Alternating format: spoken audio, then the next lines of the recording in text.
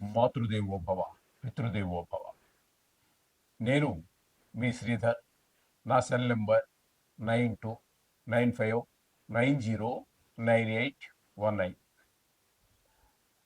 ఇప్పుడు మనము జూలై నెల 1వ తారీఖు 2025 నుండి 15వ తారీఖు జూలై నెల 2025 వరకు, అంటే 15 రోజుల పాటు పక్ష ఫలితాలు, గోచార ఫలితాలు ఏ విధంగా ఉంటాయి ద్వాదశ రాశులకి అనేది సశాస్త్రీయమైన పద్ధతిలో తెలుసుకునే ప్రయత్నం చేద్దాము. మకర రాశి వారికి 1వ తారీఖు జూలై నెల 2025 నుండి 15వ తారీఖు జూలై నెల 2025 వరకు, అంటే 15 రోజుల పాటు గోచార ఫలితాలు ఏ విధంగా ఉన్నాయనేది సశాస్త్రీయమైన పద్ధతిలో మనం తెలుసుకునేటట్టు ప్రయత్నం చేద్దాం. ఇక్కడ మకర రాశి వారికి ఈ ద్వితీయ స్థానంలో రాహుగ్రహ సంచారం జరుగుతోందండి. రాహుగ్రహ సంచారం ద్వితీయ స్థానంలో శుభ ఫలితాలు అయితే ఇవ్వజాలరు. ముఖ్యంగా ఇక్కడ ధనాదాయం తగ్గుతుంది, మాటలో కఠినత్వం పెరుగుతుంది, లేదా మనం కరెక్ట్గా మాట్లాడినా అవతల వాళ్ళు తప్పుగా అర్థం చేసుకునేటువంటి ప్రయత్నం తప్పుగా అర్థం చేసుకుంటారు. తద్వారా వారికి మనకి వైషమ్యం పెరిగేటట్టు అవకాశం ఉంటుంది. ఇంకా కుటుంబంలో కూడా ఆహ్లాదకరమైనటువంటి పరిస్థితి ఉండదండి.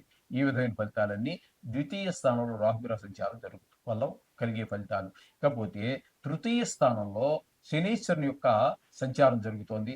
తృతీయ స్థానంలో శనీశ్వరుడు మంచి శుభప్రదమైనటువంటి ఫలితాలన్నీ కూడా మనకి అనుకూలమైన ఫలితాలు ఇవ్వబోతున్నారు. ఏ విధంగా ఉంటాయంటే, ఇంట్లో కానీ ఇంట్లో సభ్యులు మీకు సహాయ సహకారాలు అందిస్తుంటారు. మీరు చెప్పిన దాన్ని ఆమోదిస్తూ ఉంటారు.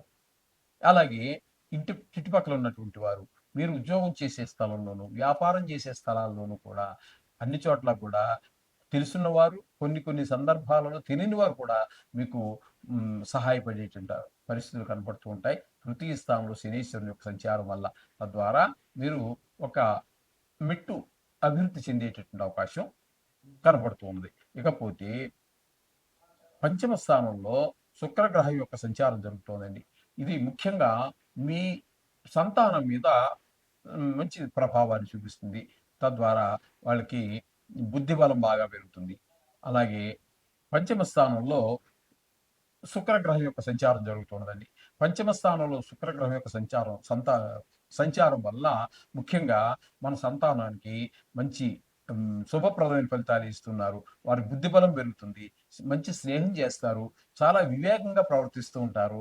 వాళ్ళు చేసేటటువంటి సంతానం కదండి, వాళ్ళు ఏం చేసినా మనం సంతోషపడుతూ ఉంటాం. చాలా వరకు కూడా మనం కోపగించుకోవాలనే ఆలోచనే రాదు మనకి. కానీ కొన్ని కొన్ని సందర్భాలు తప్పవనుకోండి. కానీ ఈ శుక్రగ్రహం యొక్క సంచారం వల్ల మనకు చాలా ఆనందాన్ని సంతానం వల్ల కూడా మనకు ఆనందం కలిగే అవకాశం ఉంటుంది. అలాగే వారికి సంగీతంలో కానీ, సాహిత్యంలో కానీ, చిత్రలేఖనంలో కానీ, ఇట్లాంటి వాటిలో ఇందులోనైనా వారికి ప్రవేశం కానీ, ప్రావీణ్యం కానీ ఉన్నట్టయితే వారికి ఒక ప్లాట్ఫామ్ ఏర్పడుతుంది. వాళ్ళకి ఒక ఉన్నతికి, అభివృద్ధికి దోహదపడుతుంది. అలాగే ఈ సినిమా రంగంలో ఉన్నటువంటి వారికి అట్లాగే మన సంతానం సినిమా రంగంలోకి వెళ్ళాలి అంటే వాళ్ళు కొంచెం పెద్దవాళ్ళు అయి ఉండాలి. అంతే కదండి. మరి సినిమాలోకి అంటే బాలనటులు ఉంటారనుకోండి, అది వేరే విషయం. అట్లాగే సినిమా రంగంలో వారికి, టీవీ రంగంలో ఉన్నటువంటి వారికి, ఈ సోషల్ మీడియాలో ఉన్నటువంటి వారికి కూడా చాలా అనుకూలమైన ఫలితాలు ఇస్తాడు. అలాగే షేర్ మార్కెట్‌లో ఉన్నటువంటి వారికి కూడా చాలా మంచి ఫలితాలు ఇస్తాడు. దైవభక్తి కూడా బాగా ఎక్కువగా హ్మ్, ఏర్పడుతుంది ఈ శుక్రుడు యొక్క పంచమ స్థాన చలనం వల్ల. ఇకపోతే 6వ స్థానంలో రవి, గురుల యొక్క సంచారం జరుగుతున్నదండి. 6వ స్థానంలో రవి యొక్క సంచారం కూడా చాలా శుభప్రదమైన ఫలితాలన్నీ వస్తాయి. తద్వారా ఆరోగ్యం బాగుంటుంది. మీరు ఎవరికైనా ధనాన్ని అప్పులు పడి ఉన్నట్టయితే అప్పులు తీర్చేయగలుగుతారు. అలాగే మీరు అప్పు కోసం ప్రయత్నిస్తున్నట్టయితే చాలా శుభప్రదంగా మొత్తం మీకు ఆ రుణం లభిస్తుంది. ఆ రుణం లభించినటువంటి ఆ ధనం కూడా మీకు చక్కగా సద్వినియోగం అవుతుంది. ఈ విధమైన ఫలితాలన్నీ కూడా రవి వలన కలుగుతున్నాయి, సూర్య భగవానుడి యొక్క సంచారం వల్ల. అంతేకాకుండా ముఖ్యంగా ఆరోగ్యం అందరికీ బాగుండే అవకాశం ఏర్పడుతూ ఉంటుంది. ఇక గురువు 6వ స్థానంలో అనుకూలమైన ఫలితాలు ఇవ్వజాలరు. తద్వారా ఇప్పుడు మనం రవికి ఏదేవైతే చెప్పుకున్నామో భిన్నమైనటువంటివి ఏ ఒక్కటి తేడా లేదండి. ఆరోగ్య విషయం ఒకటి వదిలిపెడితే మొత్తం మీద 6వ స్థానంలో ఉండటం వల్ల రోగాలు వచ్చేటువంటి అవకాశం ఉంటుంది. రుణాలు పుట్టవు. ఆయన పైన ఒకే స్థానంలో 2 గ్రహాలుండి భిన్నమైనటువంటి ఫలితాలు ఇస్తున్నాయి. చూడండి తేడా. అది చేస్తే ఆయన అనుకూలంగా ఉంటే ఈయన ప్రతికూలంగా ఉంటాడు. ఈయన ప్రతికూలంగా ఉంటే ఆయన అనుకూలంగా. ఎవరి పని వాళ్ళు చేస్తున్నారు అంతే అది. ఓకే. ఇకపోతే సప్తమ స్థానంలో గురువు యొక్క సంచారం. భార్య మధ్య భర్తల మధ్యన అనుకూలత. ఇద్దరు ముగ్గురు కలిసి చేసేటువంటి వ్యాపారంలో కూడా అనుకూలత, వాళ్ళిద్దరి మధ్యన సానుకూలత ఉండడం ద్వారా ఆ వ్యాపారమో అదేదో మంచి అభివృద్ధి చెందేటటువంటి అవకాశం కనిపిస్తూ ఉన్నదండి. ఈ విధంగా గురువు యొక్క సప్తమ స్థానం వల్ల. ఇకపోతే అష్టమ స్థానంలో కుజ కేతువుల యొక్క సంచారం జరుగుతోంది.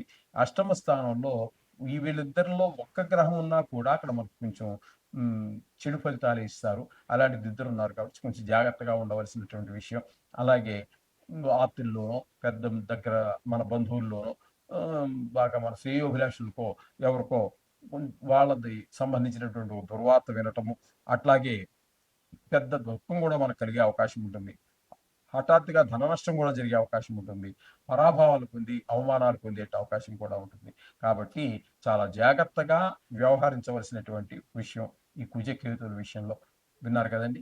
ఈ విధమైన ఫలితాలన్నీ కూడా కొన్ని గ్రహాల అనుకూలత, కొన్ని గ్రహాల ప్రతికూలతలు ఉన్నాయి. అంచేత దీని గురించి కంగారు పడాల్సిన పని లేదు. అది జాగ్రత్తగా గుర్తుపెట్టుకోండి. ప్రతికూలంగా ఉన్నటువంటి గ్రహాలు ఏ విషయాల్లో మనకు ప్రతికూలత చూపిస్తున్నారో ఆ విషయాల్లో తగు జాగ్రత్తలు తీసుకుంటూ రోజు మనం చేసే పూజలో ఆ నవగ్రహాలు లేదా దాని సంబంధమైనటువంటి ఏదైతే ఉన్నదో దాన్ని చేస్తూ మీరు కనుక ముందుకు వెళ్ళినట్టయితే వీటిని సునాయాసంగా 15 రోజులు చిన్న చిన్న పీరియడ్ అండి అది. అది పెద్ద పెద్ద సమయం ఏమీ కాదు. మనం సునాయాసంగా ఈ వీటి నుంచి మనం బయటపడే అవకాశం ఉంటుంది. శుభం భూయాత్.